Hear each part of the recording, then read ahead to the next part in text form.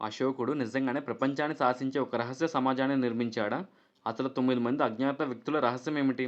'Mirai' cinema నిజంగా జరిగిన కథా లేతే కల్పితమా? కళింగ యుద్ధం తర్వాత అశోకుడు మనుషులకి నిజంగా ఇంత అపారమైన జ్ఞానం వినాశనానికి దారితీస్తుందని గ్రహించాడు.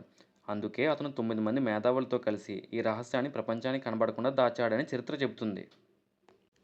కానీ నిజానికి 1923లో టాల్బోట్ ముండీ అనే ఒక రచయిత రాసిన 'ద నైన్ అన్నోన్' అనే కథ ద్వారా ఈ విషయం ప్రపంచానికి పరిచయం అయింది.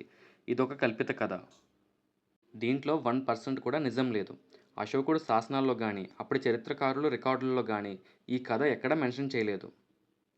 అశోకుడు నిజంగానే ఒక గొప్ప రాజు. అతను తన రాజ్యం అభివృద్ధి కోసం ఎన్నో కొత్త ఆవిష్కరణలను ఆ రోజుల్లో చేశారు. ఆయన కోసం ప్రజలు కథలు కథలుగా చెప్పుకునేవారు. దాని నుంచి పుట్టినదే ఈ 9 అన్నోన్ మ్యాన్. సో 'మిరాయ్' మూవీలో చూపించిన గ్రంథాలు, సీక్రెట్ సొసైటీ అంతా కల్పితం. ఈ వీడియో నచ్చితే లైక్ చేయండి. మరిన్ని ఇంట్రెస్టింగ్ వీడియోస్ కోసం మా ఛానల్‌ని సబ్స్క్రైబ్ చేసుకోండి.